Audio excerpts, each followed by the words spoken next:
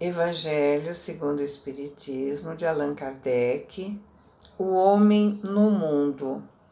É o item 10 do capítulo 17, Sedes Perfeitos. O autor, que é um espírito protetor, inicia chamando a todos os que se reúnem em nome de Deus, pedindo a assistência dos bons espíritos, que o façam com sentimento de piedade por toda a humanidade, afastando qualquer pensamento fútil ou mundano que possa perturbá-los. Que nesse momento os corações estejam purificados, a fim de que possam se elevar até a espiritualidade maior no sentimento e no pensamento. Somente assim, ele diz, né? Os espíritos bons podem agir em favor dos suplicantes, porque precisam entrar neles as condições necessárias para inspirá-los, fortalecê-los na caridade e na justiça. Quando nós oramos sem elevação, a prece não estabelece a sintonia necessária entre quem ora e a quem é dirigida. Orar sem sentir, ou em desespero, ou em revolta, com exigências infundadas, as palavras ficam no ambiente físico, envolta nas vibrações sombrias, não conseguindo romper essas vibrações. Quantas vezes temos esses pensamentos? Talvez possa até ser na maior parte do nosso dia, não é mesmo? Mesmo porque os pensamentos fúteis, as notícias de caráter menos nobres, circulam sempre em número muito maior do que as notícias boas. Dessa forma, fica difícil manter um pensamento elevado. Mas esse é o desafio: educar nossos instintos, sair do homem velho. O que é o homem novo, senão a elevação, a renovação de nossos sentimentos? De que adianta orar se continuamos preocupados apenas com o que ainda vai acontecer? Nós pedimos, meu anjo da guarda, por favor, me ajuda, mas nós não nos ajudamos. Mantemos uma posição mental nociva, prejudicial. Não fazemos a nossa parte. O desafio é educar nossos instintos, impulsos e ações. Nós devemos viver o presente, dominar os instintos, substituindo tensões por pensamentos elevados.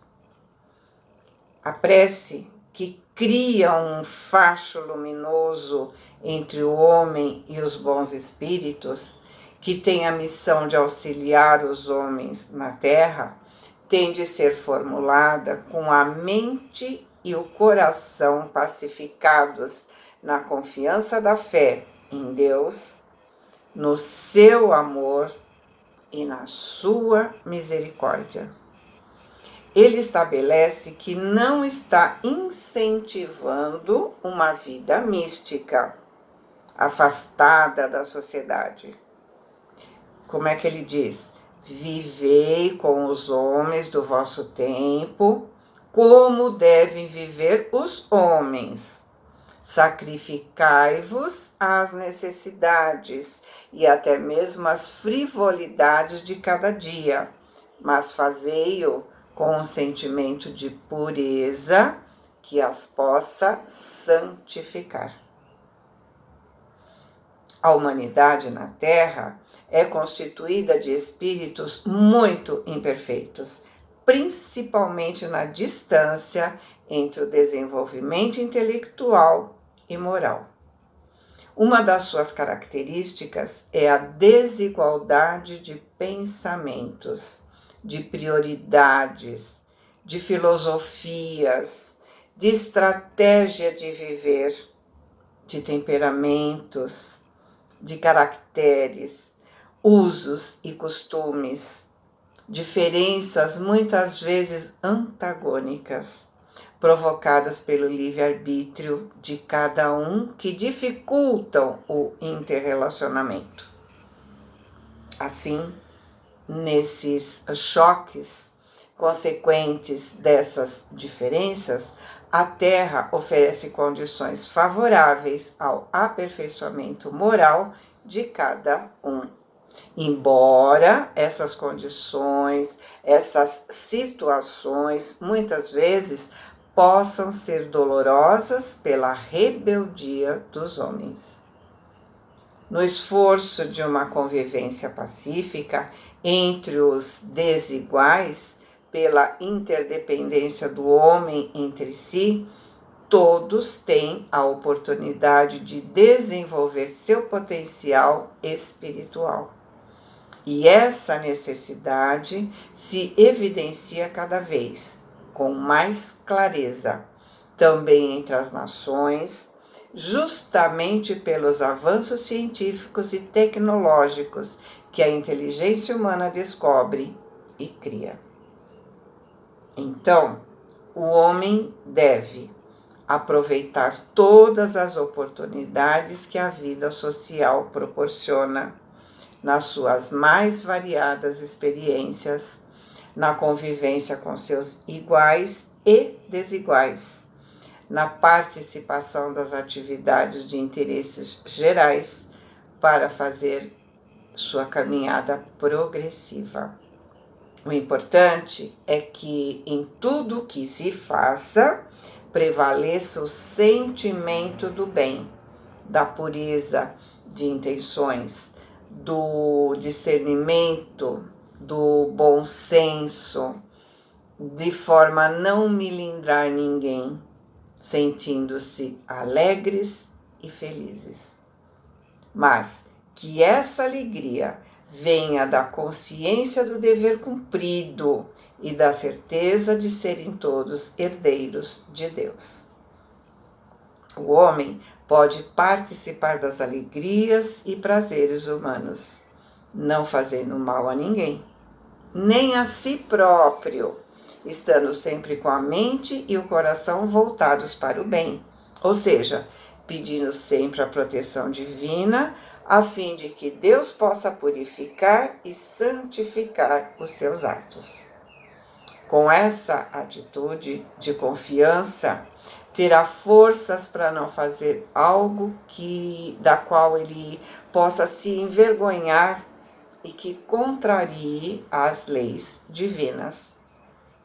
Mesmo em um mundo de expiações e provas, o homem pode se sentir mantendo seus propósitos de sentir, pensar e fazer somente o bem. Não há necessidade de postura austera, sem risos, sem alegria, para viver as virtudes que levam o homem a transcender-se para voos mais elevados. E quando tiver deslizado em algo que a sua consciência lhe diz não ser bom, acionar sua vontade de reparação, amparando-se na proteção divina que jamais é negada. Quando Jesus disse, sede perfeitos, ele sabia das dificuldades humanas, mas também sabia que somente nas lutas da vida em mundos materiais, o espírito imortal pode, pela sua perfectibilidade, fazer sua evolução através das experiências, no desenvolvimento da inteligência e da moralidade, sempre com o amparo dos que estão em graus mais elevados. Jesus indicou o modo como atingir essa perfeição exercitando a caridade sem quaisquer limites, uns para com os outros, o que está ao alcance de todos, pobres e ricos, ignorantes e instruídos. E isso só pode ser feito no contato uns com os outros, em qualquer lugar e situação. Aquele que se isola perde a oportunidade de praticá-la, retardando seu próprio progresso.